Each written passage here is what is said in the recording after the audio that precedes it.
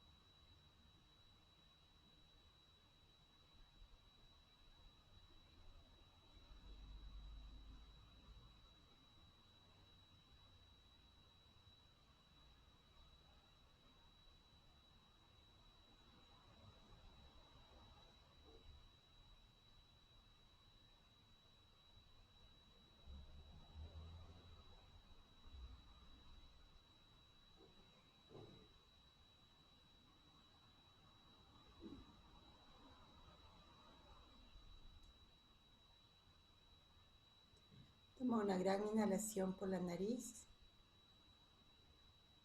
y ahora exhala lentamente por la boca como un soplido.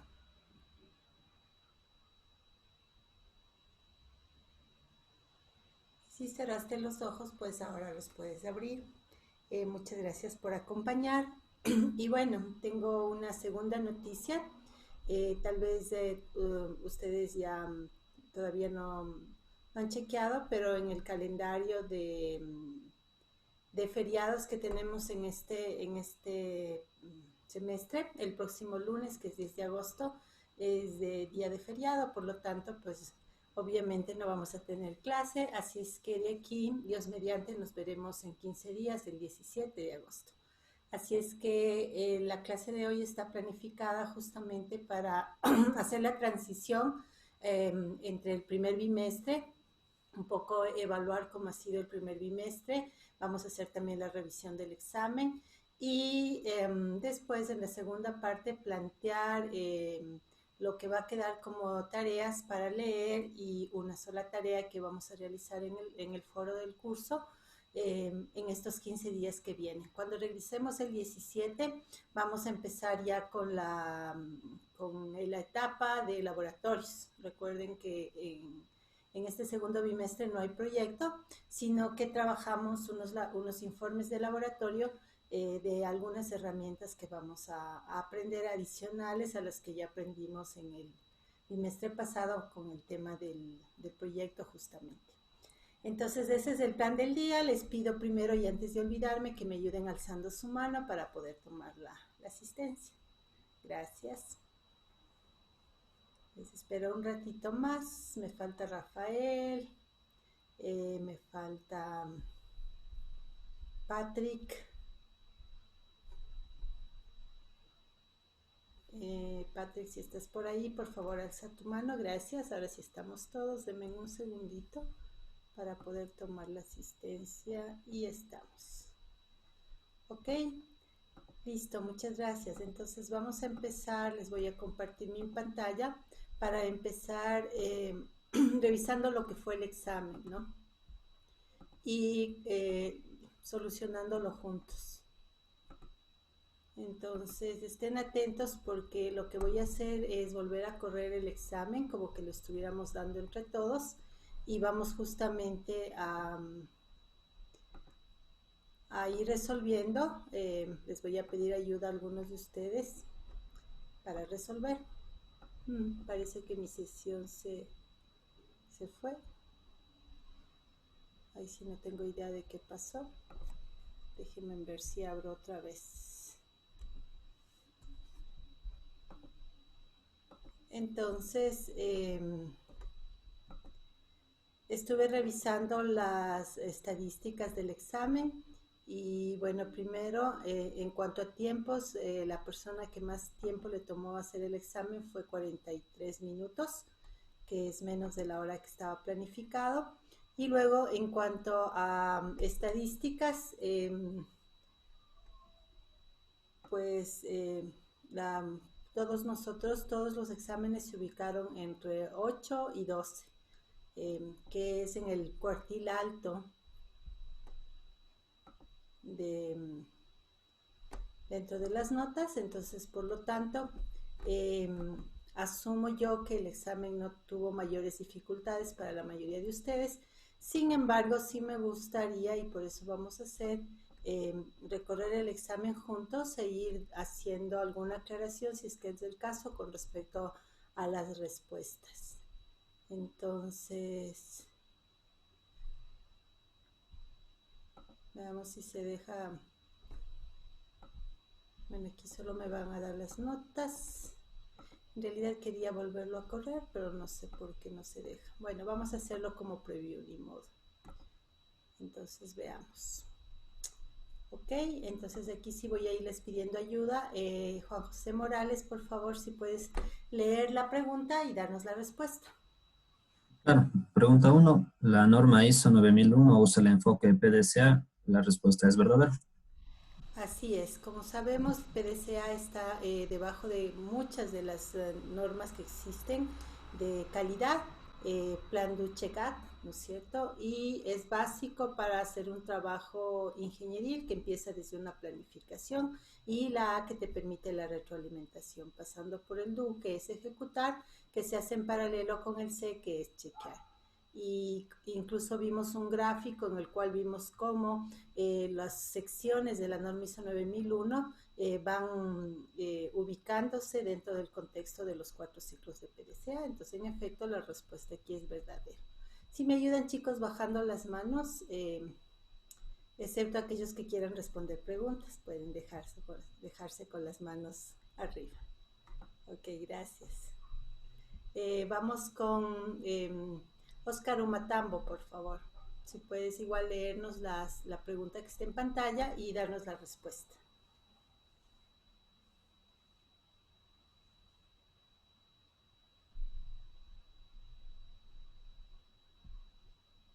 Óscar Umatambo, ¿estás por ahí?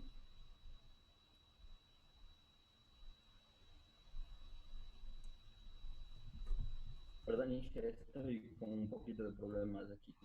Casi no te escuchamos. Si puedes mejorar tu audio. No, no te escuchamos, no importa, vamos a ir con alguien más. Tranquilidad. Veamos más por acá abajito. Henry Aguilar, por favor. Ayúdame, Henry.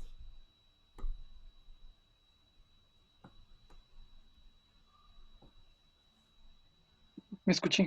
Sí. Ok, dice, el control de calidad de software es un conjunto de actividades que definen y evalúan la idoneidad de los procesos de software para proporcionar evidencia, que establece confianza de que dichos procesos de software son apropiados y producen productos de software de calidad adecuada para los fines previstos. ¿Verdadero? No No, estoy seguro. en este caso es falso. ¿Por qué crees que es falso? La respuesta correcta era falso. ¿Por qué no solo se centra en los procesos de software? Ujú. Sí, la clave está en el hecho de los procesos, ¿no? Porque está hablando, esta definición está hablando del conjunto de actividades que definen y evalúan la idealidad de los procesos. Y entonces, cuando hablas de procesos, estás hablando del aseguramiento de la calidad. Cuando hablas del control de calidad, hablas sobre todo del producto. Entonces, sí estabas dentro de la línea de pensamiento adecuada, ¿no? Para hablar de todo, tendríamos que hablar, como hemos dicho, de calidad del producto y calidad del proceso. Pero cuando solo hablas de control de calidad, eso hace sobre un entregable ya existente, entonces es más sobre el producto. Cuando haces aseguramiento de calidad, lo que haces es incluir actividades como parte del proceso, ¿no? Para garantizar, o como su nombre lo dice, asegurar que el producto salga bien. Entonces, aquí el truco estaba en que estaban mezcladas las definiciones, ¿no? Entonces, la definición que está dada, la que estoy señalando, es definición de aseguramiento de la calidad. Y acá la está asociando con el concepto de control de calidad. Por eso esta pregunta, la respuesta correcta a esta pregunta es falso. Ok. Listo, gracias. Vamos a continuar. Entonces vamos a la pregunta número 3, a ver si sacamos 10 hoy todos. Catherine Sarango, por favor.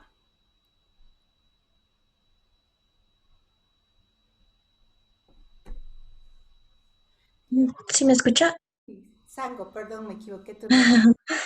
Sí, Ya. sí, se me escucha. Sí, ayúdanos por favor con la pregunta y la respuesta. Ya, dice, seleccione el listado de los niveles de CMMI que está en correcto orden de de menor a mayor madurez. Ajá, no hace falta que lees todo, solamente indícanos cuál sería el listado correcto.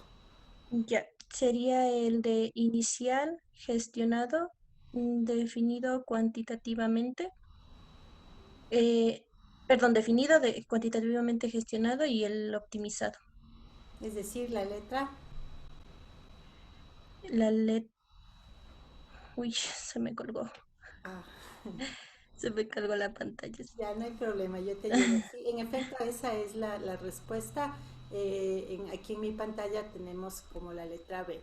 Entonces, recuerden que el modelo CMMI, que significa Capability, Maturity, Model Integration, o integración del modelo de capacidad y madurez, define una escala de 5 valores, ¿no?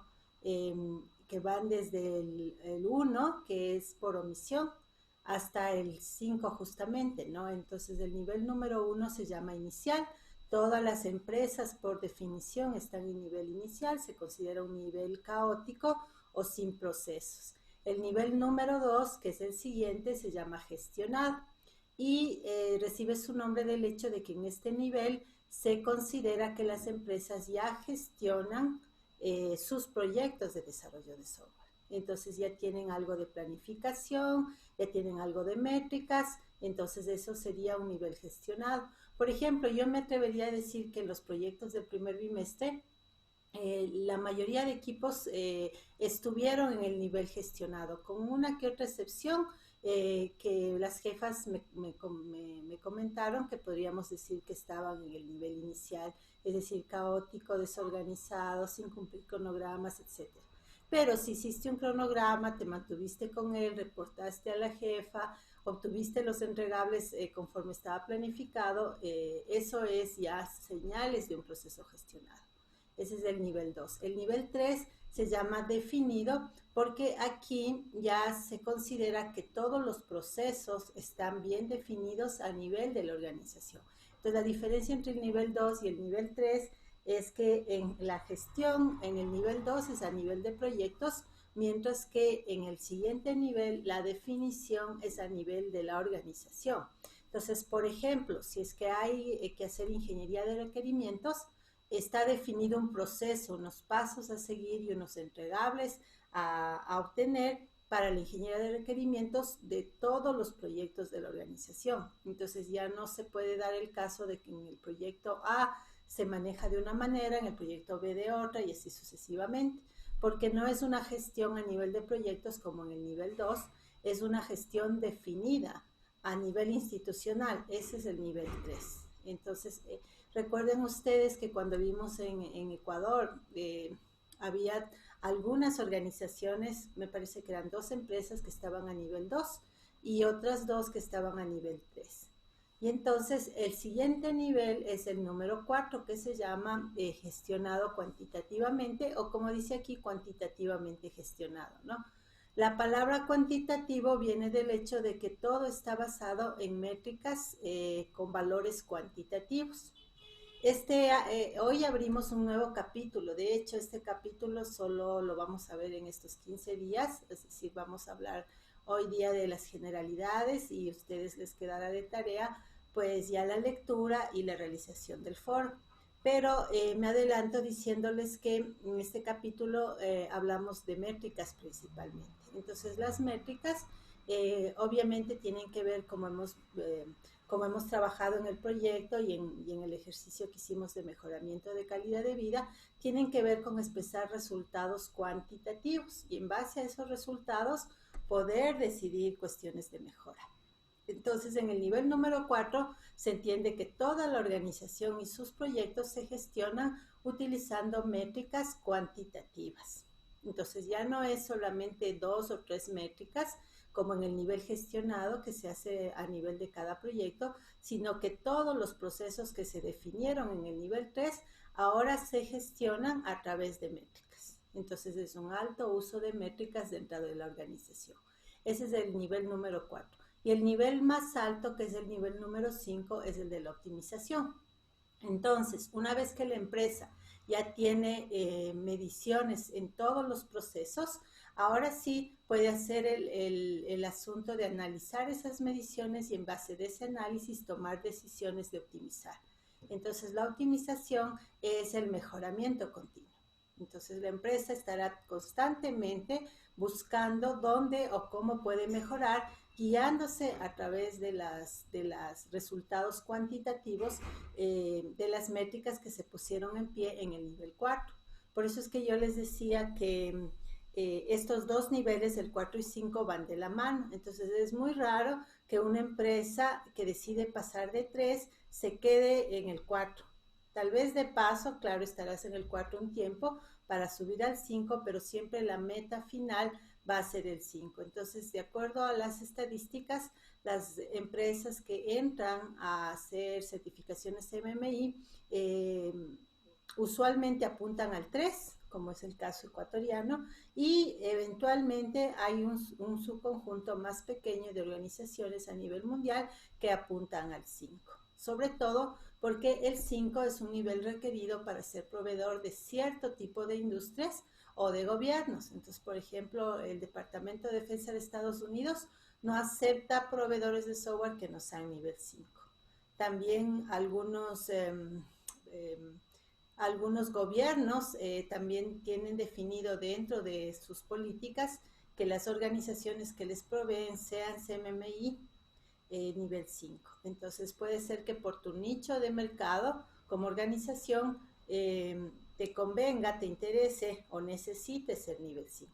Caso contrario, mi recomendación para nuestro país y en realidad para toda nuestra región es que la mayoría de organizaciones lleguen a ser nivel 3, es decir, el nivel gestionado, el nivel definido, en donde todos los procesos de la organización están estandarizados a nivel general, independientemente de los proyectos. Entonces, es un gran paraguas que abarca todos los proyectos posibles. Entonces, sí, gracias, Catherine. La respuesta correcta en este caso es la que ahorita sale con la letra B, ¿no? Inicial, gestionado, definido, cuantitativamente gestionado y optimizado. Para el examen del segundo bimestre es un examen acumulativo. Así es que les recomiendo ir tomando nota de las respuestas de este examen porque es posible que, no todas, pero algunas de las preguntas vuelvan a repetirse en el segundo examen, ¿no? Así es que vayan tomando nota. Vamos a la siguiente entonces. Y le voy a pedir que nos ayude a, veamos, a Ronnie Jaramillo. Por favor, Ronnie. Entre 1985 y 1987, el TERAC 25 mató a 6 personas y produjo heridas a otras personas por sobredosis de radiación. Y seleccioné una o más. Ajá, sí, ahí me disculpo porque ahí no sé por qué, a lo mejor alguien me interrumpió, me olvidé de poner la segunda frase. Ahí la segunda frase era cuáles fueron las lecciones aprendidas. Entonces sí pudo haber habido una confusión en la respuesta porque te creas, bueno, ya, el TERAC y eso, y ahora qué selecciono, ¿no? Pero bueno, ahorita que estamos contigo, Ronnie, además yo creo que la mayoría sí intuyó, porque la mayoría de ustedes tienen bien esta respuesta, pero ese complemento, Ronnie, ¿cuáles serían para ti de los que están marcados lecciones aprendidas del caso de TERAC 25? Para mí todas eran, hija. Ajá, entonces vamos una por una. Me dices y yo le voy marcando. Ya, los diseños deben ser sencillos. ¿Correcto? Las pruebas de sistema por sí solas no son adecuadas. Es correcto. Se debe diseñar pistas de auditoría de software. Es correcto. Y reusar software funcional y verificado no garantiza su confiabilidad. Es correcto, así es, Ronnie. En efecto, en este caso, todas las respuestas eran necesarias. Entonces recuerden, y yo les había dicho, ¿no? Que tal como funciona la interfaz y en general es un convenio, cuando tú tienes cuadrados significa más de una, ¿no? Y cuando tú tienes círculos solamente una. Y de todas maneras acá te marca una o más. Pues como te dice una más, podrían ser dos, podría ser... de hecho, podría ser también solo una, pero no tendría sentido porque hubiera usado la otra forma. Entonces podrían ser dos, tres o cuatro. En este caso eran las cuatro. Entonces, tu nota va en función de, como esto vale un punto, 25 de punto 25 por cada una de las respuestas correctas. Si solo pusiste 3 de las 4, pues ahí tienes punto 75.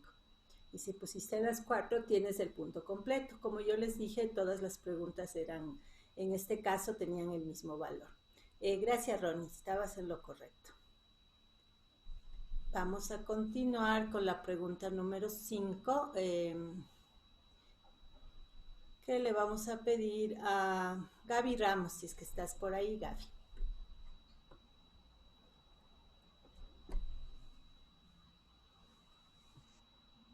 Sí, la pregunta 5 es, selecciona el orden correcto de los pasos para definir requerimientos de calidad.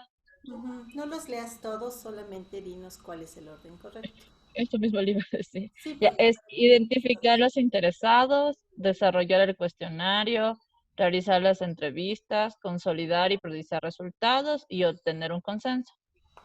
Eso no es correcto. ¿No? No. ¿Cuál crees tú que sea tu segunda opción? De hecho, si empiezas con identificar interesados.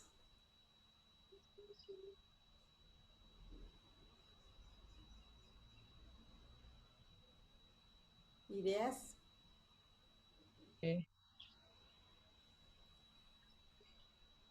Creo que Ajá, dime. la final sería priorizar los resultados al final. Ajá, así es. Consolidar y priorizar los resultados. Es al final. Entonces, aquí la clave en esta era acordarse o intuir en dónde va el proceso de consolidación, ¿no? Si ustedes vuelven a revisar el capítulo cuando hablaba de esta parte de los pasos para definir requerimientos, decía que lo primero es identificar interesados. Bueno, voy a señalar la respuesta, que es la B, ¿no? El primero siempre era identificar interesados. Entonces aquí hay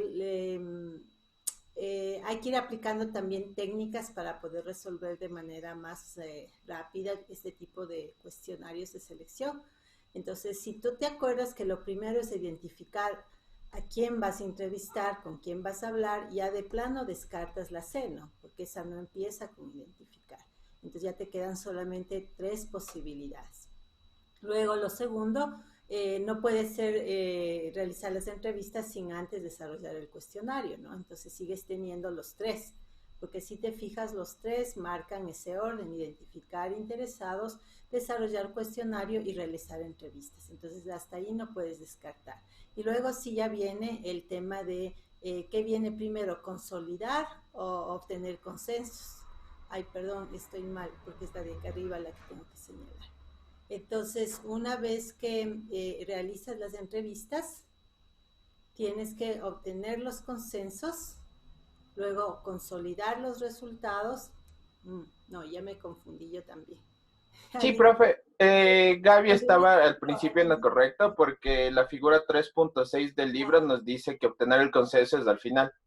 Ya, puedes leernos, por favor. Sí, yo también ya me di cuenta que me confundí. Tú estás con la figura, ¿verdad? ¿Puedes leernos cómo va el orden de la figura?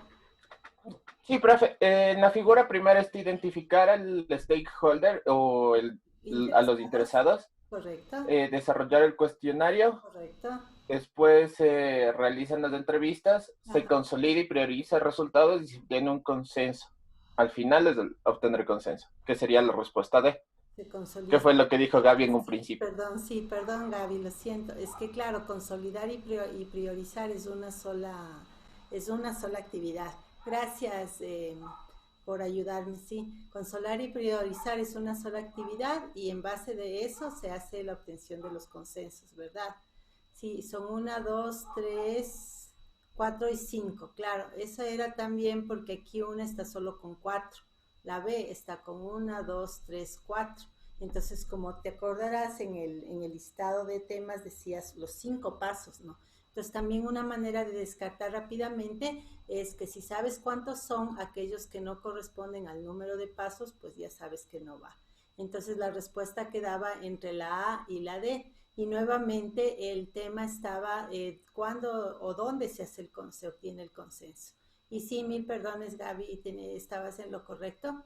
El consenso va al final. Y gracias por hacerme notar. Y así es como está calificado, de hecho. Así es que sí, la respuesta correcta en este caso era D. Ahora, yo les recomiendo que vuelvan a revisar y tener en mente esta pequeña metodología que plantea el aporte para el tema de los requerimientos de calidad, ¿no? Porque es lo que te va a permitir en la práctica, cuando tú vayas a hacer un desarrollo, tener en cuenta no solamente los requerimientos funcionales, que eso siempre lo hemos hecho, sino también tener una manera de recolectar los requerimientos no funcionales.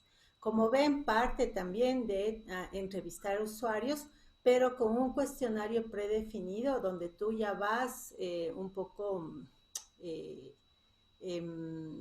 señalando, digámoslo así, cuáles son las áreas en las que se necesita tomar una decisión en cuanto a calidad. Entonces, aquí en tu cuestionario tú ya habrás predefinido que se necesita usabilidad, que se necesita seguridad, que se necesita desempeño, etcétera, ¿no? Viendo aquellas áreas que son indispensables. Entonces, como ya tú analizaste de manera general las áreas de calidad indispensables, en las entrevistas lo que vas es a definir ya detalles de cada una de ellas, o si fuera del caso descartar, ¿no? Porque lo nuestro es como un preanálisis, pero el análisis real viene de las entrevistas. Entonces ahí se consolida todos los resultados, se prioriza, y si es que hubiera contradicciones, hay que llegar a un consenso. Porque digamos que un entrevistado dice aquí necesitamos super mega seguridad, todo tiene que estar encriptado. Y otro entrevistado dice, necesitamos una seguridad básica, así es que con login y password nos basta. Entonces, en ese caso, al momento de consolidar es donde te vas a dar cuenta de estas diferencias de opinión. Y entonces, ahí es donde toca regresar a hablar con todos los que hayan estado en contradicción para llegar a un consenso, porque finalmente nosotros necesitamos una definición concreta, ¿no? ¿Va o no va la seguridad? Y si va seguridad, ¿va como login y password o va como encriptado o va como las dos cosas? Y nosotros haremos el producto como ellos finalmente, como interesados decidan, pero sí les ayudaremos a obtener un consenso. Entonces, efectivamente, la respuesta, bueno, en este caso está marcada con la letra D, pero era la lista que tenemos acá, ¿no? Recuerden también que el sistema te cambia las letras y te cambia el orden de las preguntas también. Entonces, gracias a los dos. Vamos a continuar. Vamos con la pregunta número 6. Eso significa que yo no hubiera sacado 12 sobre 12, chicos. ¿Sí vieron? Por favor, Andrés Andrade, si estás por ahí, ayúdame con la pregunta. Sí, profe. Y todas las opciones y luego cuál es la que es la correcta. De acuerdo. Para proteger el software desarrollado del uso no autorizado, su empresa ha incorporado un interruptor de apagado automático que impide que el software se ejecute después de un periodo de tiempo específico. Una unidad de cuidados intensivos en un hospital local comenzó a usar el software un año atrás. La unidad no ha pagado ninguna de sus facturas y el interruptor de apagado automático está a punto de activarse. Si el interruptor de apagado no se desactiva, el hospital no estará en capacidad de funcionar pues su equipamiento crítico se desactivará. Usted tiene la capacidad de desactivar el interruptor de apagado del hospital basado en los principios del código de ética que hace. Dice, seleccione una. No está seguro de qué hacer, actualizar el software para remover el interruptor de apagado, no hace nada, por lo tanto el interruptor de apagado se desactivará. Antes de decirnos cuál fue la que tú escogiste, cuéntanos un poco, si te acuerdas, cuál fue tu tren de pensamiento cuando fuiste viendo cada opción. ¿Qué pensaste, qué sentiste ante la posibilidad de ese escenario y de lo que tú harías? Que sería un riesgo, digamos, en primer caso profesional para, digamos, de mi carrera, por decir. Porque la acción que tome puede ser un hito en mi carrera, ya que si es activo, tal vez ese hospital continúe trabajando, pero me boten el trabajo, tenga algún tipo de represalia o alguna mancha en mi currículum. Pero por otro lado estaría ayudando a vidas. Pero por otro lado, si no es activo, se habría algún problema o algo por el estilo con la empresa de que ha desactivado, pero mi nombre no estaría en ningún lado, así que, como por decir, me podría estar lavando las manos. Pero, de cierto modo, salvar vidas es más importante que uno mismo, la mayoría de veces. La mayoría. Entonces, bueno, claro, la mayoría de veces, porque hay veces en las que uno tiene que sobrevivir para salvar a más gente aún. Bueno, pero claro, salvar tu vida también es salvar vidas, ¿no? Claro. Y entonces, por eso digo, la mayoría de veces, pero en este caso sí era más importante. Entonces yo, por eso ahí sí la lógica que era actualizar el software para remover el interruptor de apagado. Tú escogiste B entonces. Sí. Ok, gracias. Les cuento que esta pregunta es sacada de una investigación que se hizo hace unos pocos años, justamente con respecto al código de ética. Recuerden que nosotros leímos y vimos cuáles eran los 8 principios y vimos que había una jerarquía entre ellos, ¿no? Y vimos que, como bien decía ahorita Andrés, el paraguas principal es el bien público, ¿no? El bien mayor, el bien de la sociedad, o en este caso la mayoría de vidas, ¿no? Entonces, el segundo principio, ustedes se recordarán, es el cliente y el empleador. Entonces, obviamente que yo respondo a un cliente, el hospital, y respondo a un empleador, porque capaz que me empleó alguien más que no está recibiendo los pagos, en este caso, por parte del hospital, ¿no? Entonces sí, en cierta manera yo me debo a lo que mi empleador y mi cliente me digan, pero siempre y cuando esto no vaya en contra del bien mayor. Y efectivamente la posibilidad de que vidas humanas puedan morirse, desaparecer, porque se tome la decisión de dejar ese interruptor porque no se han hecho pagos, o sea, va por principio uno, ¿no? Es decir, a mi criterio también, yo concuerdo con Andrés, yo también hubiera actuado de esta manera, actualizar el software para remover el interruptor del apagado, porque cualquier consecuencia que haya de actualizar el software para remover el interruptor no va a ser tan grave como la consecuencia de no hacer nada, ¿no? porque al no hacer nada el interruptor de apagado se activa, por lo tanto se apagan los sistemas de la unidad de cuidados intensivos y por lo tanto los pacientes que estén en esa unidad pues prácticamente están siendo conectados, están siendo enviados a morir, ¿no? Y entonces no sé si podría vivir con esa conciencia, aunque como bien decía Andrés, eso me pudiera costar mi trabajo o de plano ese dinero, aunque en realidad lo que se debería buscar es mecanismos también adicionales, aparte de remover el interruptor como tal, mecanismos adicionales para ver maneras como el hospital podría igualarse en sus pagos, ¿no? Hacer tal vez algún tipo de plan de pagos o cosas por el estilo, sin ir al extremo de desconectar el software.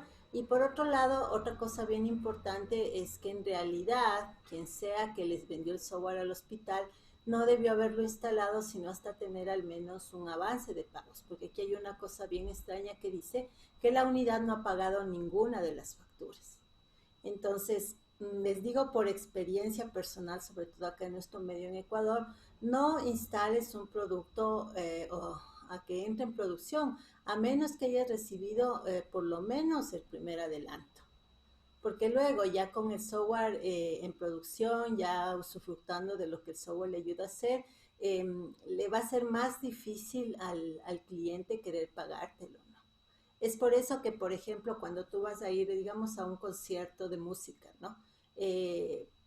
Para entrar al concierto tienes que tener el ticket, ¿no? Y para tener el ticket tienes que haberlo pagado, ¿sí? Ese es el orden correcto. Porque imagínate si nos dejaran ir al concierto primero y luego nos dijeran ya, después de ver el concierto pagarás. Entonces, claro que lo lógico es que uno pague, ¿no? Pero es como que es más difícil después de ya haber usufructuado o recibido el servicio que uno se anime a pagarlo. En cambio, si tú pides un prepago o al menos un pago inicial, al menos ya tienes salvado parte de lo que tú invertiste en ese desarrollo. Entonces, por ejemplo, nosotros sí tratamos de que el primer pago sea un 40% del producto. Entonces, digamos que el producto valía $10,000, ¿no? Entonces, al menos $4,000 yo ya los tengo. Y esos 4,000, nosotros tratamos de que garantice los costos más fuertes del desarrollo, el pago a personal y cosas por el estilo, ¿no? Para que en los otros 6,000 que falta que nos pague, esté, por ejemplo, digamos, ¿cómo se llama? La ganancia como tal de la empresa, que puede esperar un rato en recibirse o que por último se podría perder. Entonces, de alguna manera minimizas este problema de que no te vayan a pagar con un pago adelantado o un pago inicial. De hecho, nosotros pedimos dos. Uno, a la firma del contrato, es decir, ya quedamos de acuerdo, denos un porcentaje, y otro previo a la entrada a producción. Entonces, en realidad, el uno si le hacemos de 40 y el otro lo hacemos de 30, cuando entra a producción ya nos han pagado el 70%. Entonces, en el caso de las políticas de INSOF, esta situación no se hubiera dado con un tema de que no han pagado ninguna de las facturas. En nuestro caso nos estarían debiendo un 30, un 40%. Y ya eso minimiza bastante, digamos, la afectación económica tuya o de tu empresa por un cliente que no paga. Y de ninguna manera pues se consideraría, al menos si es software de misión crítica como en este caso, pues desinstalarles o apagarles, como dice aquí, un interruptor automático, cosas por el estilo. De todas maneras, en el estudio que se hizo, donde les decía que he sacado este escenario, se decía que en realidad no hay ninguna pregunta correcta o incorrecta, es cuestión de cómo tú como profesional te enfrentas a las situaciones de ética, como leíamos también en el capítulo respectivo, y cómo decides tu nivel de actuación, ¿no? ¿Se acuerdan que revisamos bastantes casos y decíamos, bueno, cuáles fueron los principios que se incumplieron en este caso, ¿no? En este caso, si tú no haces nada y dejas que el interruptor se desactive, o más bien dicho, sí, que el interruptor de apagado se active y por lo tanto el software de la unidad de cuidados intensivos se desactive, va a morir gente, ¿no? Entonces estás de plano yéndote contra el principio 1, que es el principio más grande. Entonces, sí era una pregunta que había que echarle cabeza y como bien decía Andrés, ver los pros y los contras de cada situación que uno decida, pero así es, ¿no?, el ejercicio profesional y así es la vida, ¿no? Uno tiene que reflexionar, ver las alternativas, irse por una y asumir pues las consecuencias de esa alternativa, tanto las consecuencias positivas como las consecuencias no tan positivas. Personalmente, si mi jefe me va a despedir por haber actualizado ese software y quitado ese switch, prefiero eso, ¿no? Porque puedo conseguir otro trabajo, pero las personas que hubieran fallecido pues ya no tendrían otra opción en esta vida, ¿no? Entonces, es cuestión de prioridades. Y sí, yo estoy de acuerdo, yo hubiera escogido B. Y de hecho fue lo que yo puse como respuesta correcta, entre comillas, porque ya les digo que pues ya tu actuación ética es una cosa muy individual tuya y también se podría hacer argumentos de por qué razones que a lo mejor la culpa, entre comillas, desde el hospital y ya, ¿no? Y nosotros, ¿qué podemos hacer si los demás son los que están actuando mal? Entonces, sí hay como argumentar muchísimo, pero en una visión así como la que estamos teniendo aquí, un poquito, no tanto en la situación, sino hipotéticamente viendo escenarios, pues lo ideal sería escoger la respuesta B, actualizar el software y remover ese interruptor para que salvaguardar la vida de los pacientes que estén en esa unidad. Listo, gracias. Vamos a pasar entonces a la siguiente pregunta, que es la número 7. ¿Y quién quiere ayudarme a responder? Si es que hay alguien por ahí, un alma caritativa que quiera responder esta pregunta.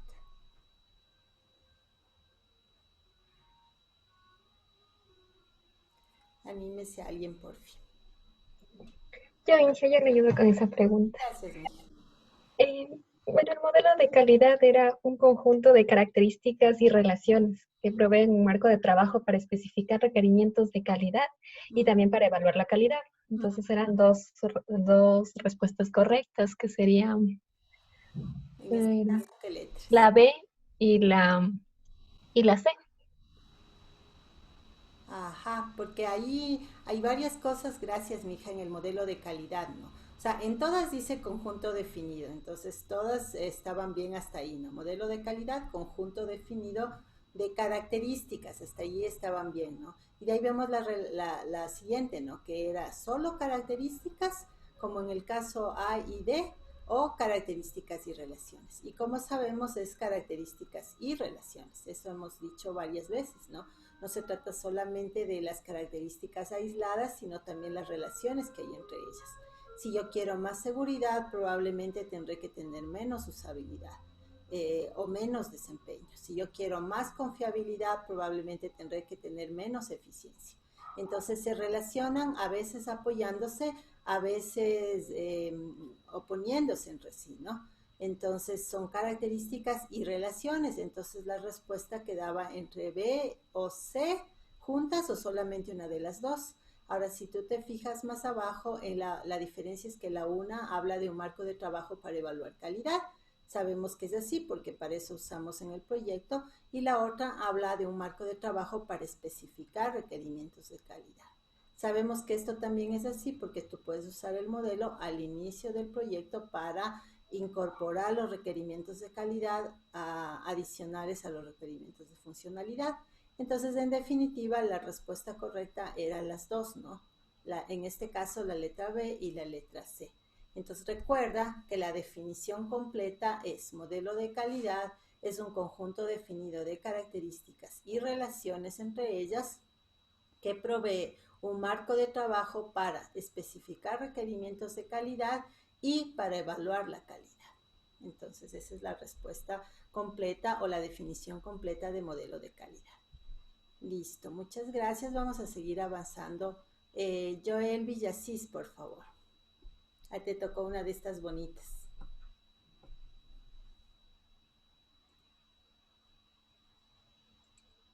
Sí, Inge.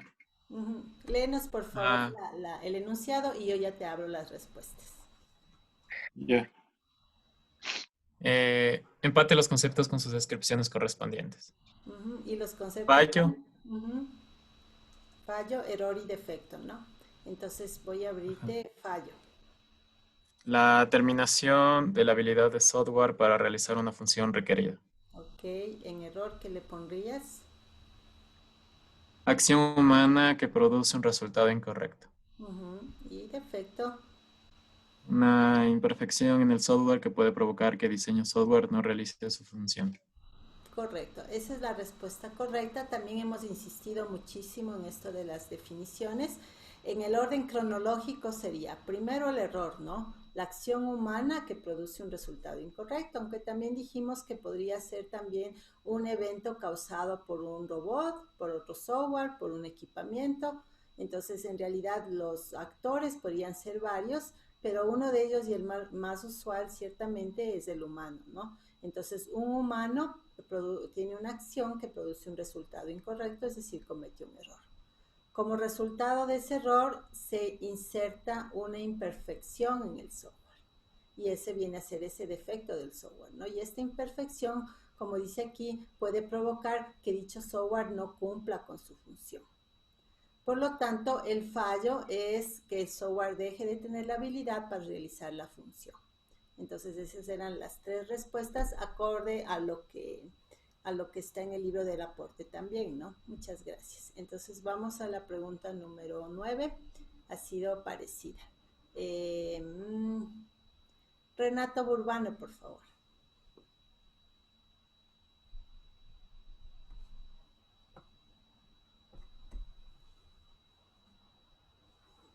Alenje, ¿me escucha? Sí. Ya, la pregunta dice, empate cada factor de calidad con la definición correspondiente. Tenemos disponibilidad, accesibilidad y coexistencia. Correcto, te voy a abrir para disponibilidad. Ya, para disponibilidad, digo ya la respuesta, ¿verdad? Sí, claro. Sí, disponibilidad, grado en el que un producto es operacional y accesible cuando sea necesario su uso. Ok, te abro accesibilidad. Grado en que las personas con la más amplia variedad de características y capacidades pueden utilizar un producto para lograr un objetivo específico en un contexto de uso específico. Ya, ¿y coexistencia? Y coexistencia, grado en el que un producto puede realizar lo requerido eficientemente mientras comparte un entorno común y recursos con otros productos, sin impacto perjudicial en cualquier otro producto. Correcto, ese es de acá. Sí, esas eran las respuestas correctas. Entonces, podías empezar con tal vez el que está más a la mano de nuestra mente por el proyecto, que es accesibilidad, ¿no? Habla de personas con amplia variedad de características, ¿no? Y cómo pueden utilizar un producto. Entonces, el de ley se empataba con accesibilidad. Luego, la coexistencia también era muy sencillo de darte cuenta por el hecho de que comparten un entorno común y no se impactan entre ellos, ¿no? Entonces, el concepto básico de coexistir. Y este es importante, la disponibilidad habla del grado en que el producto está operacional. Cuando un producto es altamente disponible, significa que no importa a qué hora, qué día, desde qué lugar, por qué medio, yo le invoque para que me ayude, él va a estar ahí, ¿sí? Entonces, que está operacional y listo para que yo lo accese. Entonces, de este accesible de aquí, de la definición de disponibilidad, no se refiere a accesibilidad desde la perspectiva de usuarios con distintas capacidades o con discapacidades, sino al hecho de poder accesar. Entonces, a que yo pueda accesar al producto desde donde esté, cuando yo necesite y por el medio que yo necesite, por un celular, por una laptop, etcétera, ¿no? Entonces, esas eran las tres respuestas correctas para esta parte de los factores de calidad. Perfecto, vamos a la pregunta número 10, ya nos falta solamente unas pocas. Michael Lucer.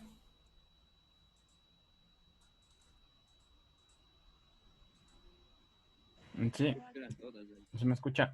Sí.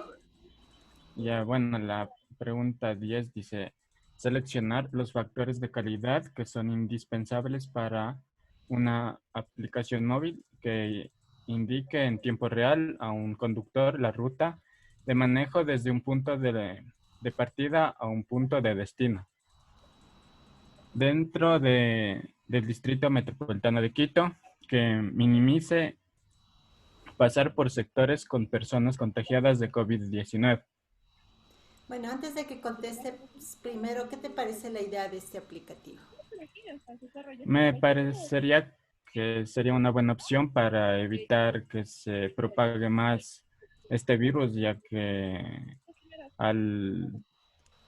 bueno, si es que se lograría realizar una aplicación así, podríamos disminuir considerablemente el número de contagios diarios que se están dando actualmente. Así es, ¿ya has escuchado si hay esta aplicación en la vida real? No, la verdad es que no.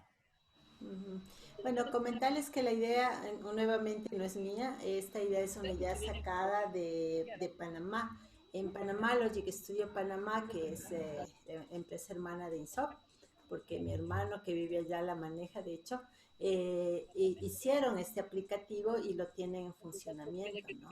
Entonces ahí la idea se llama salir seguro. Es que tú eventualmente, cualquiera de nosotros va a necesitar salir de una manera indispensable, y entonces en ese punto la idea es que tu salida sea segura a través de, si es que estás manejando, poder escoger una ruta que evite los puntos más altos de contagio. En realidad la aplicación de la vida real ve dos cosas. Una, los sectores de calor de las personas contagiadas, y dos, los sectores de calor de las aglomeraciones. Entonces, digamos que abrieron, por decirte algo, el mercado San Roque, que no me queda tan lejos a mí, y entonces desde día de feria y está un montón de gente que ha ido allá.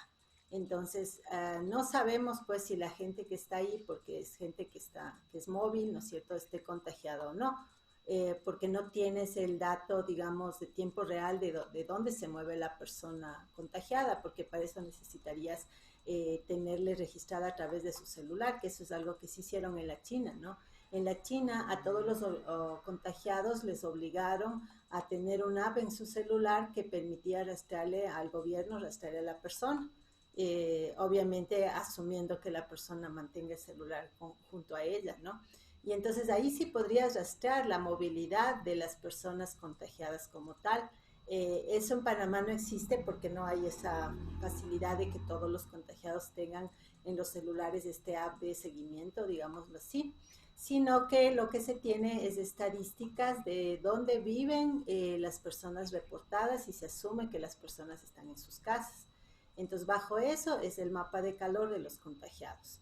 En cambio, el otro mapa de calor es ese sí en respuesta o en función de aglomeraciones.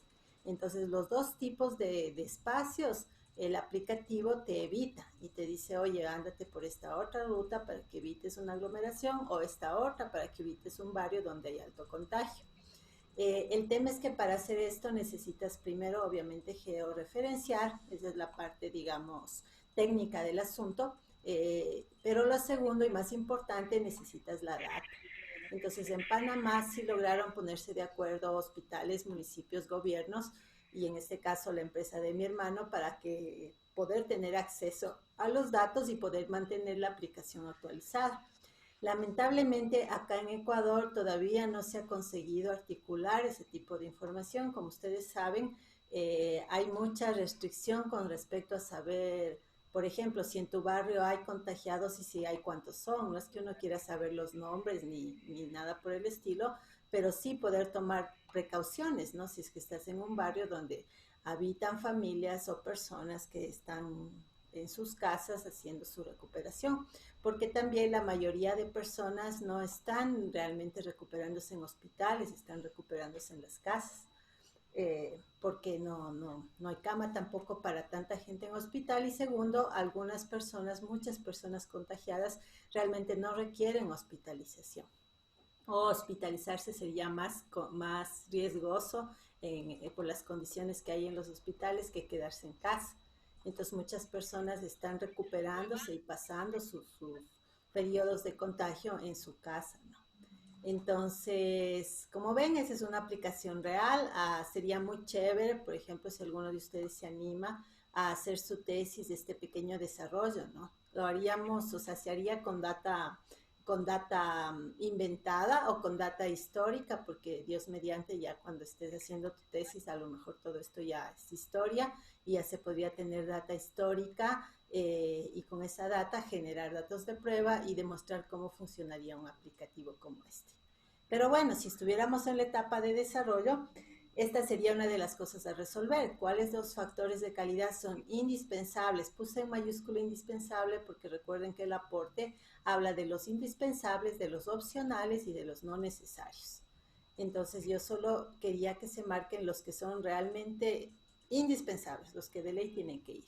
Y ahora sí te devuelvo la palabra. ¿Qué escogiste tú?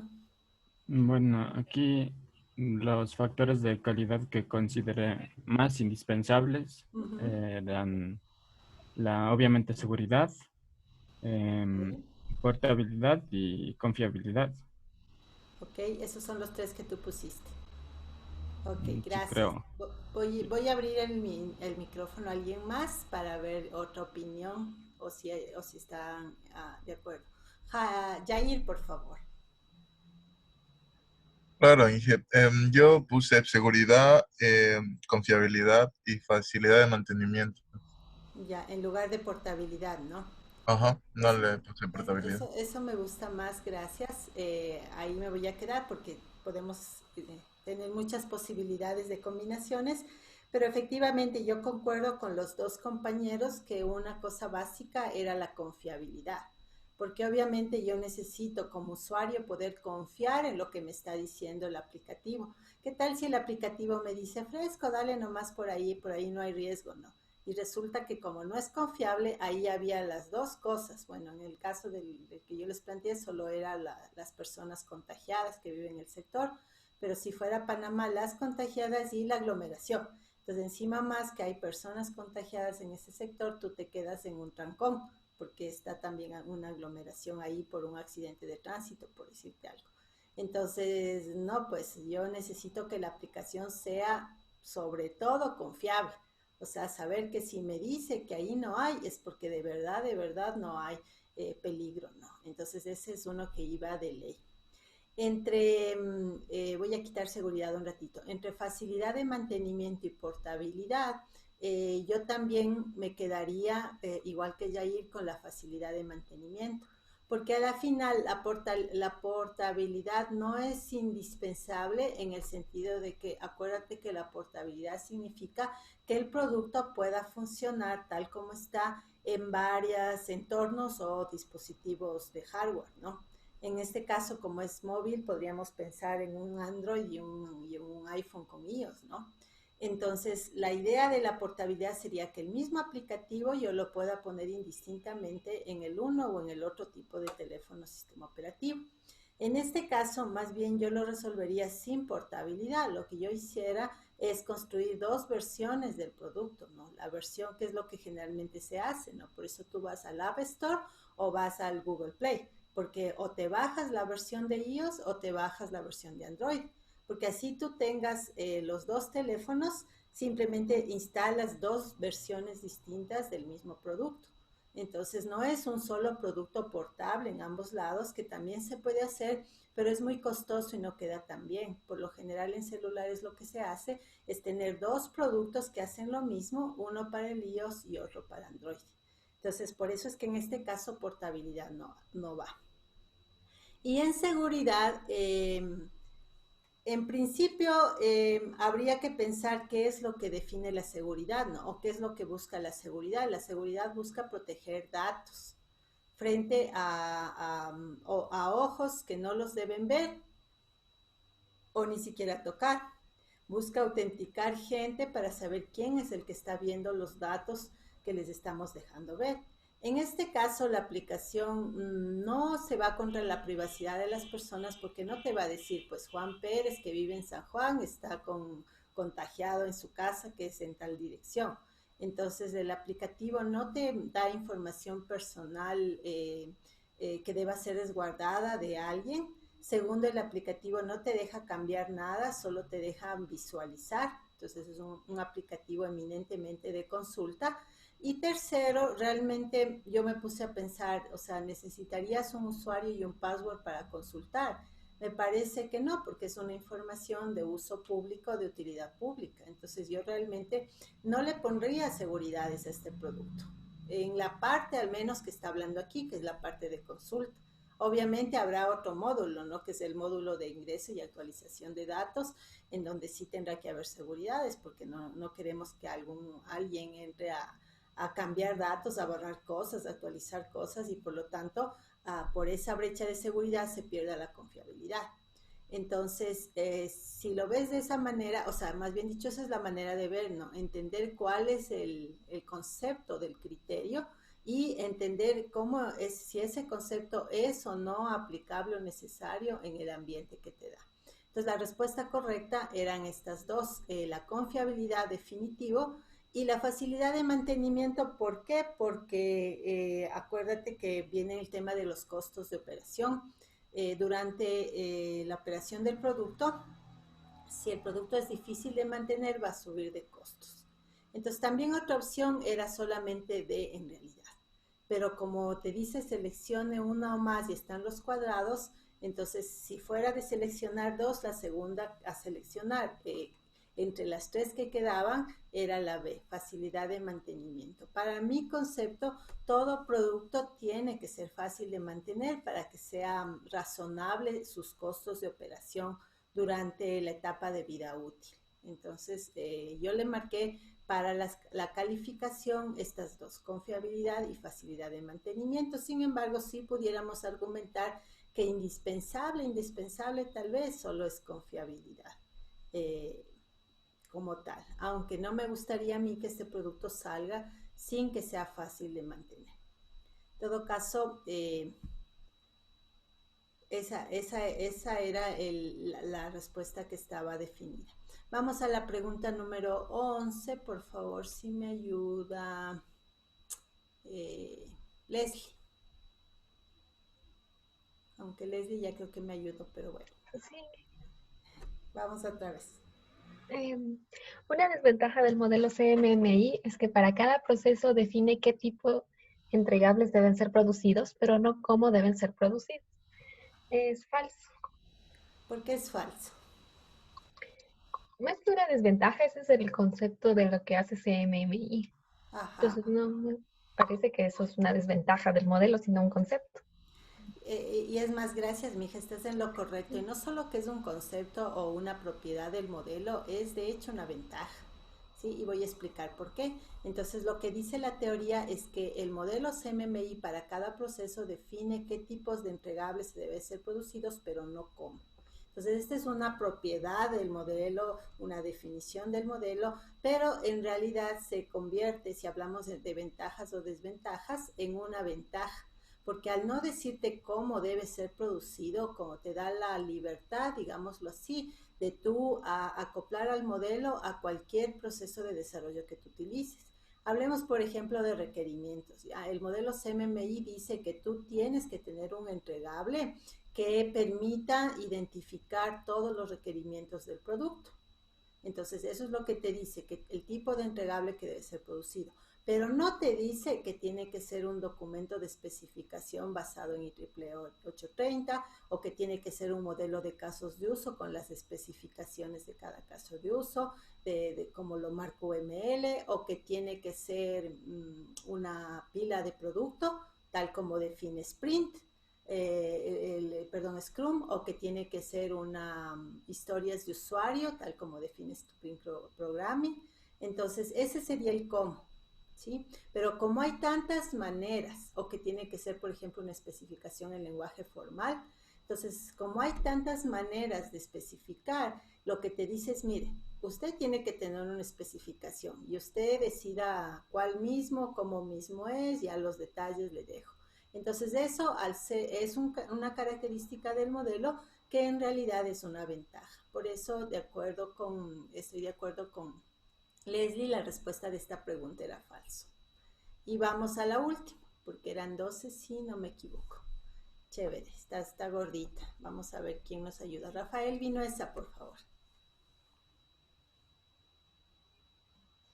Listo. Bueno, sería empate las perspectivas para calcular el costo de la calidad con sus descripciones correspondientes. Ok, ¿por qué Bueno, empezar?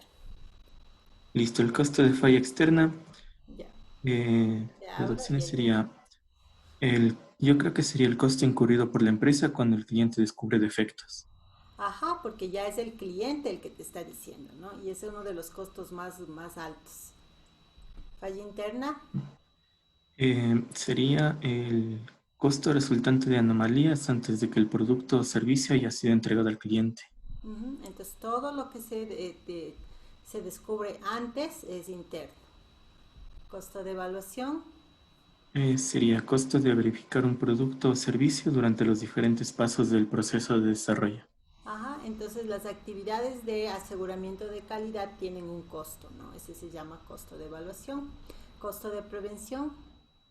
Sería el costo para evitar la aparición de errores en los diferentes pasos del proceso de desarrollo o mantenimiento. Prevenir, ¿no? Porque evita aparición de errores. Y los costos de garantías y pérdidas de reputación.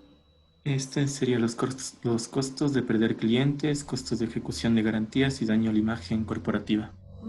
Entonces, reclamos de garantía, eso nos ha tocado pagar, debo confesar, más de una vez, ¿no? Por ejemplo, si el producto nosotros le entregamos y le decimos que tiene 3 meses contra defectos de fábrica, es una garantía que nosotros damos. Entonces, si durante esos 3 primeros meses cualquier cosa que el cliente encuentre, corre de nuestra cuenta. Nosotros tenemos que pagar los costos de arreglo, digámoslo así, de eso, porque está dentro del periodo de garantía, ¿sí?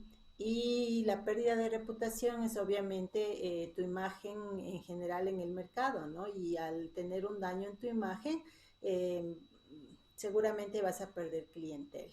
Entonces, todo eso todos estos 5 costos decía la fórmula, ¿no? El costo total de la calidad está dada por lo que costó por las fallas externas, más lo que costó por las fallas internas, o sea, fallas después de salir a producción externas, más fallas antes de salir a producción internas, lo que costó hacer todas las actividades de evaluar, de verificación y lo que costó todas las actividades de prevención de que se den errores y todo lo que ha costado en garantías y pérdidas de clientes y pérdidas de reputación. Si sumas todo esto, te da el valor real del costo de la calidad. Eso es lo que decía el libro. Y bueno, con eso terminábamos y no sé si nos sale veamos si nos sale la nota. Submit and finish, dice. Como estoy haciéndolo como de prueba, no sé si nos vaya a dar. Continúe. Y acción correcta. Y no sé si nos salió a la final. Bueno, no nos dio la nota, pero se asume que sacamos el 10 ahorita. No, sí nos dio. 11.7 de 12, 97%. ¿Dónde nos Es en el de seguridad, Inge. Era el de seguridad, no me digan. ¿Ya? Sí, o sea, usted ahorita dijo que la seguridad no iba, pero en la calificación sí va, entonces, ¿qué mismo Inge? Pasa que es muy subjetivo y depende de quien está haciendo el diseño lo que se decide o no, ¿sí? Entonces, por lo visto cuando puse la respuesta sí le puse a seguridad, ¿verdad? Ya, ahora que lo pienso, me parece que la seguridad no es indispensable para ese módulo. Entonces, como yo les decía, igual que la respuesta de ética, o sea, hay razones a discutir de un lado al otro y por eso es que queda justo ahí es donde queda esa fase que se hablaba del consenso. ¿Sí? Porque tú me dices, bueno, ¿y qué mismo es? ¿No? Y tienes razón, pero resulta que esto no es aritmética, ¿no? No es que 2 más 2 te da siempre 4 y no importa las circunstancias va a ser 4. Mucho parte de la decisión del que está haciendo la definición de los requerimientos de calidad. Entonces tú tienes la responsabilidad de tomar esas decisiones de cuáles van y en qué nivel. Entonces yo, por ejemplo, ahorita tuve una contradicción conmigo misma, ¿no? Porque mi yo de hace una semana, cuando hice el examen, pensó que la seguridad se va, decidió eso, y mi yo de ahora está pensando que no. y ahorita yo me quedo con mi respuesta de hoy en realidad. Así es que eso es, como les digo, bastante relativo, ¿no? En calidad no hay una definición única de las cosas. Y en todo caso, ante la duda, lo que yo les recomiendo es preferible que vaya, si tienes la duda si debe o no debe ir y no sabes por dónde decidirte, es preferible ponerlo. Porque por otro lado, si el producto va con una seguridad que no era indispensable, pero que es una buena cosa, pues no le afecta, ¿no? Lo contrario sí es complicado. El hecho de que le quites la seguridad si es que en verdad necesitaba. Eso sí ya es más grave, ¿no? Entonces, sí, ya pues no saqué. Y también me equivoqué en la otra, en la que hablábamos justo la del contexto. No saqué tampoco yo el 12, pero sí, con el de seguridad te daría el 12 acá. Entonces, con eso terminamos de revisar. Antes de cerrar el primer bimestre, sí me gustaría escuchar algún criterio con respecto en general a la evaluación de lo que hemos hecho en el primer bimestre y si se quisiera hacer alguna sugerencia de algún cambio de la dinámica, si el examen estuvo muy corto, muy largo, muy difícil, si las preguntas estuvieron confusas. Del proyecto también me gustaría escucharles su opinión. Si fue un proyecto que requirió demasiado tiempo, si fue valioso en el sentido de que se aprendió algo, o sobre todo, bueno, como no se puede volver al pasado, pues en este caso con ustedes ya no podemos modificar las cosas que ya pasaron, pero sí me va a servir a mí para, con un poco de suerte, mejorar este curso para los próximos estudiantes. Así es que si alguien quisiera opinar ahorita, le agradezco que alce su mano. Cualquier input, retroalimentación es válida. Y bueno, si nadie quiere opinar, voy a pedir un voluntario a dedo. Juan José Morales, por favor. ¿Dónde estás, Juan José? Aquí. ¿Puedes ayudar a nombre de todo el curso con una evaluación y retroalimentación del primer bimestre, tanto de mi lado como del lado de ustedes como alumnos? O sea, como desde tu perspectiva, obviamente, ¿no? Ya, bueno, en primer lugar a mí sí me pareció buena la idea de solo tener 2 clases y las otras 2 de destinar a un trabajo en casa, porque no sé si serán todos los compañeros, pero al menos la mayoría de materias como que mandaron mucho más deberes y pues tener esas 2 horitas adicionales y, por ejemplo, si es que yo me demoraba solo 1 hora en hacer su deber, podía destinar esa otra hora adicional a algún otro deber que necesitara hacer. Entonces, por ese lado, eso sí a mí sí me convenció mucho la idea.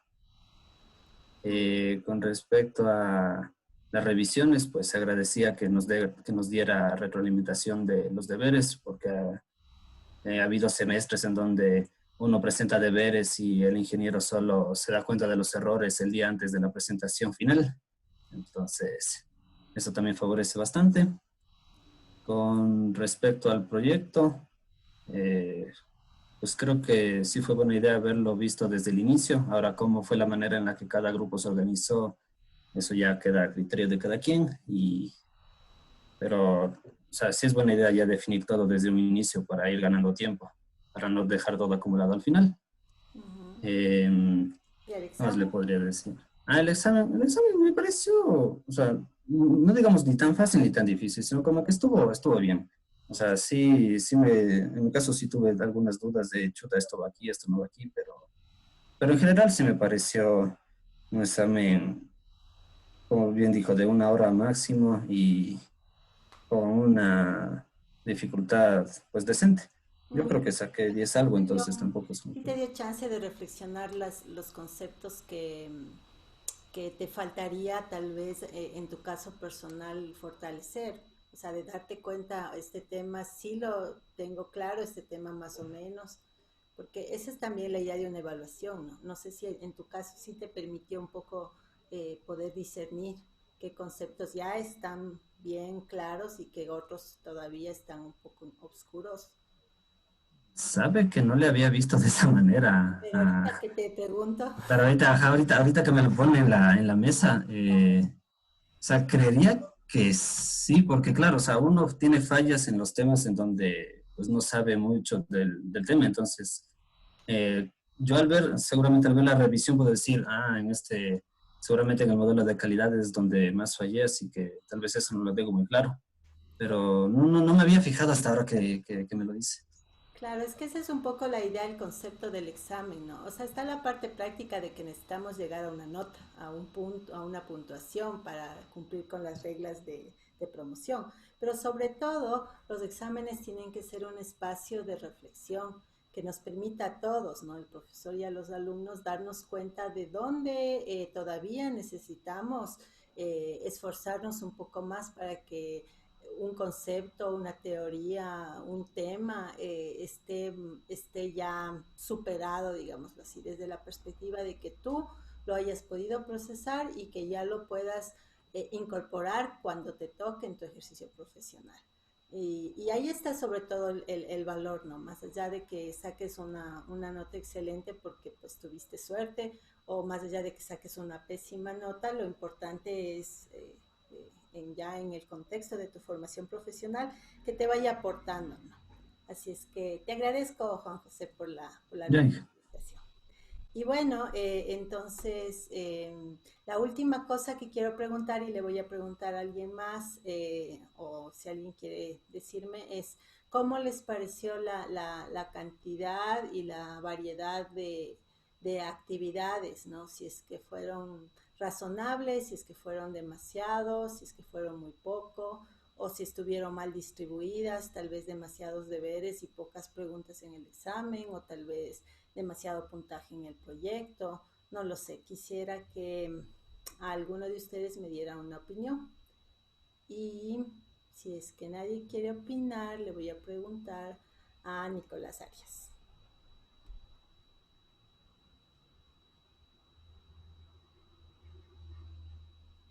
¿Estás por ahí, Nicolás? Pues no, entonces Bolívar, Bolívar, ¿qué nombre eres tú? Bolívar Román. Sí, profe.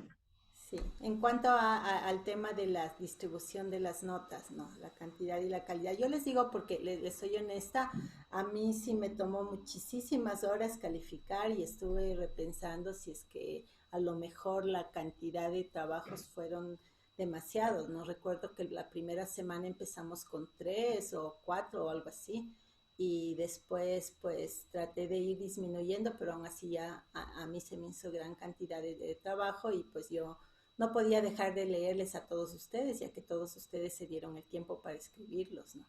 Entonces, por eso pregunto si solo es mi percepción, porque a mí se me multiplica por los 30 que somos acá, o claro, si al igual que usted tuvo esa percepción de que se le juntaron los deberes para calificar, a nosotros también sí se nos juntaron para hacer, porque no solo fue su materia, y por ejemplo, sobre todo en el capítulo 4, a pesar de que sí nos dividió para hacerle por secciones, por 4.1, perdón, en el 3.1, 3.2, o sea, por partes sí estuvo un poco largo, y por ejemplo, la materia sí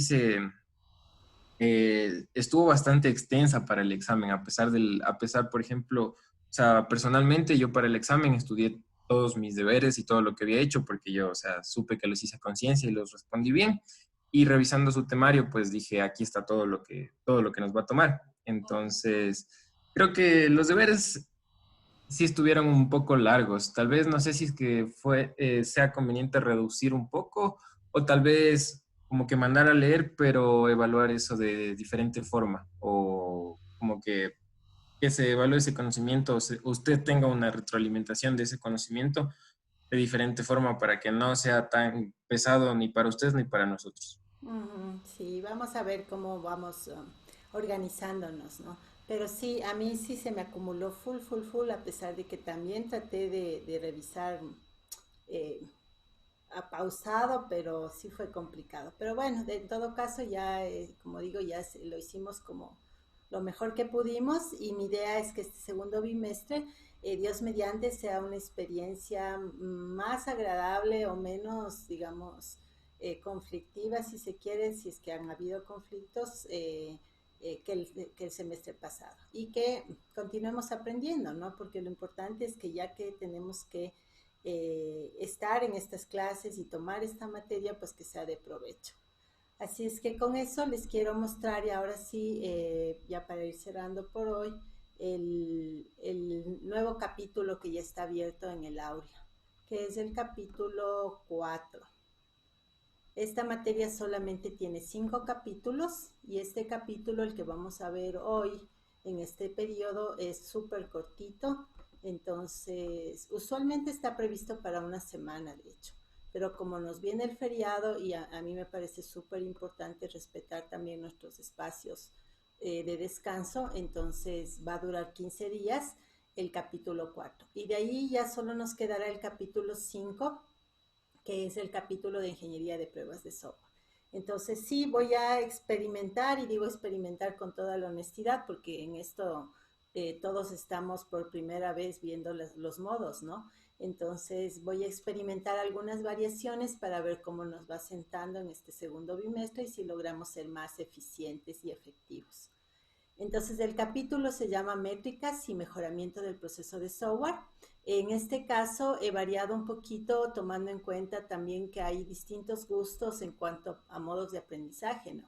Personalmente yo, como soy un poco chapada a la antigua, creo, me gusta más leer PDFs, leer libros, y un poco a eso fue a lo que yo les llevé el primer bimestre, ¿no? Por eso usamos Laporte como libro de base, y pues estuvimos leyendo sobre en el libro mucha de la información.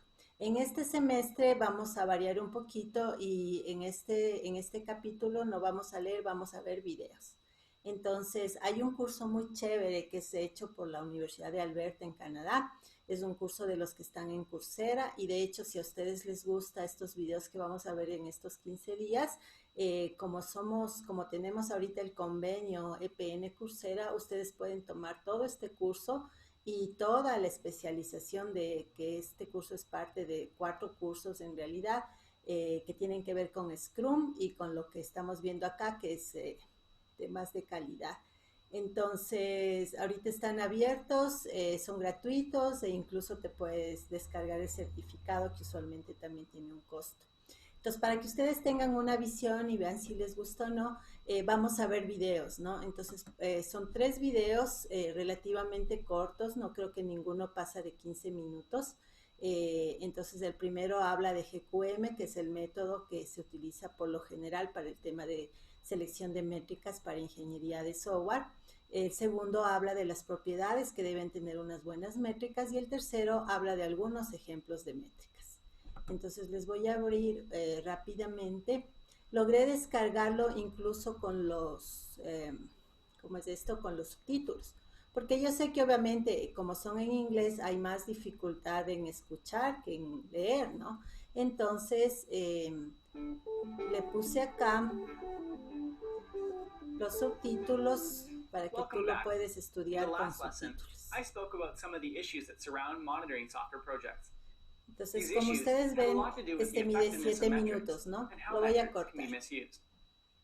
Entonces, ay, perdón. So that you can make sure that they are measuring aspects of your project that are valuable to you and your team. ¿Dónde estoy? That method is called goal question metric. Ok. Listo. Entonces, como ustedes ven, son cortitos. Este mide 7 minutos, el otro creo que 15 y el otro creo que 10 o algo así, pero no, ninguno pasa de 20 minutos, eso estoy segura. Y como logré bajarme con los subtítulos, entonces tú, como están sobre YouTube, pues tú le das el clic ahí en los subtítulos y ya puedes ir viendo acá subtítulos, ¿no? Los videos vienen con unos pequeños quizzes en intermedio, entonces a los pocos minutos la persona para y hace unas preguntas y te va a salir en pantalla que debes responder. Entonces tienen que vérselo completo para poder responder esos pequeños quizzes que hay entre pedazo y pedazo de video. Los puse en YouTube, pero en modo privado, porque obviamente en realidad no podemos hacer público lo que es de otra universidad, ¿no? Tendríamos que inscribirnos oficialmente en el curso, que es lo que yo hice. Pero bueno, ahí me contarán ya cuando nos veamos de aquí en 15 cómo les fue con los videos. Lo siguiente es un artículo pequeño que habla de los 10 principales métricas para reducir defectos de software y luego un reporte que habla de SPI, que significa Software Process Improvement. Entonces, este es el manifiesto SPI, que es análogo al manifiesto ágil, más o menos con esa misma idea, pero en este caso sobre los temas de mejoramiento de procesos de software. Entonces, esos son los recursos. No les debería tomar mucho tiempo, más allá de 1 hora y media, leérselos todos, pienso yo, ver y leer. Y acá está la actividad. Se ve un poco larga, pero no es tanto. Entonces es un foro, como siempre, las especificaciones, mirar los 3 videos y los 2 documentos, luego escribir una sola entrada en este foro con las siguientes preguntas. Entonces lo que hice fue tomar, los 5 primeros son en relación a los videos, pues están en inglés y son tomadas del curso también. Entonces son las preguntas reales que en el curso se hacen con respecto a los 3 videos y son de respuestas múltiples, ¿no? Lo que yo les estoy pidiendo es que no solamente escojas la letra, sino también expliques muy rápidamente, no es necesario que sea muy largo, por qué las otras respuestas no son correctas. Pues no expliques la respuesta correcta, sino explica por qué descartaste las otras respuestas. Entonces, del 1 al 4 son de escogitamiento de una sola letra. Aquí, por ejemplo, es con blancos, ¿no? Entonces, la métrica popular D es usada para medir tal cosa. Entonces, aquí están las 2 opciones. La palabra que iría en el un blanco y la palabra que iría en el otro blanco, y es escoger una sola letra. E igual tienes que explicar rápidamente por qué no son correctas las otras letras que no escogiste. La pregunta número 5 es de selección múltiple. Entonces, hay que escoger 3 letras, porque son 3 cosas de las 5 que están propuestas que sí son. E igual hay que explicar, en este caso, explicar por qué escogiste esas, que sí son correctas. Y luego, el artículo que ustedes van a leer de los 10 métricas para mejorar o para minimizar los defectos del software, es un artículo precioso porque es escrito por 2, lo voy a abrir para que lo vean, porque es escrito por 2 autores súper famosos en la ingeniería de software, está aquí, que son el doctor Barry Boehm y el doctor Víctor Basile. Por suerte para nosotros, estas 2 personas son leyendas vivientes, porque ellos todavía viven. Ellos han estado en la ingeniería de software desde casi los inicios y son, como digo, referentes para todos los que estamos en el área, y ellos todavía siguen activos, siguen escribiendo. Este documento en particular no es tan nuevo, pero es del tema que nosotros necesitamos, por eso lo vamos a leer. Sin embargo, como ustedes van a descubrir, ambos son personas que todavía están activas, gracias a Dios todavía están vivos y con buena salud.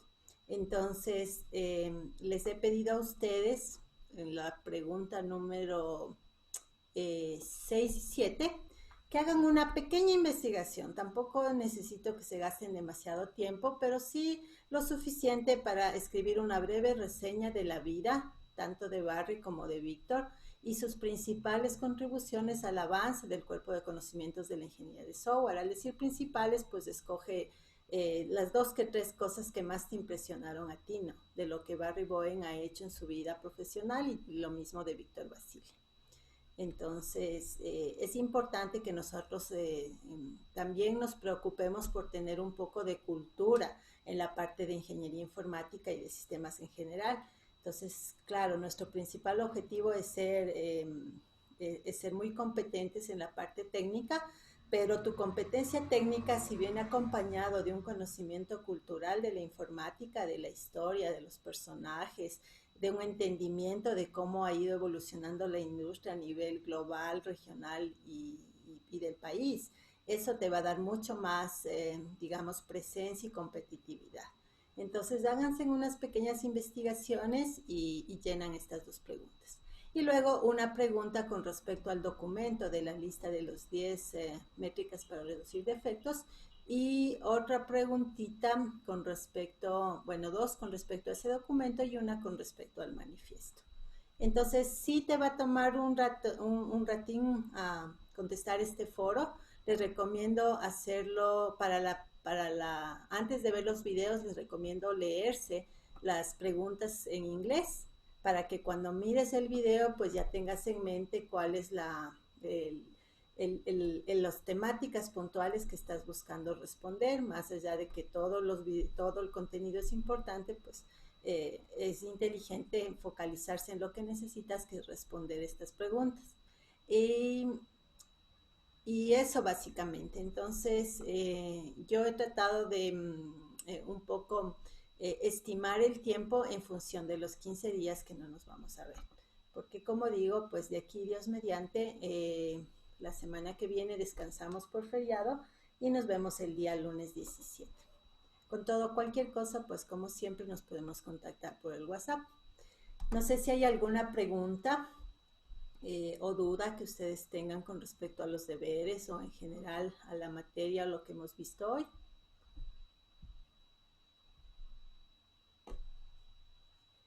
Listo, pues les agradezco muchísimo. Solamente nos faltó un compañero que está teniendo problemas de internet y pues no puede andarse conectando todo el tiempo con datos, eso es demasiado costoso. Entonces, en honor a él, pues vamos a grabar esta sesión, más bien dicho que ya está grabada, lo voy a subir en unas poquitas horas para que todo el mundo la pueda volver a accesar. Y sin más, pues pedirles que se cuiden mucho, mucho. El contagio sigue activo en la ciudad de Quito y creo que en las otras ciudades también. Así es que sean muy prudentes si salen, si tienen que salir. Primero, traten de minimizar las salidas. Y si tienen que salir, pues toman todas las precauciones de bioseguridad. Tanto fuera de casa como al regresar. Es súper importante al regresar también tomar todas las precauciones para no traer el virus a casa, ¿no? Así es que eso sería todo por hoy. Les agradezco y que tengan unas buenas semanas. Nos vemos, Dios mediante, en 15 días. Estén muy bien. Gracias, Inge. Hasta luego. Hasta luego. Hasta luego, Inge. Hasta luego, Inge. Hasta luego, Inge. Buena tarde. Una buena tarde.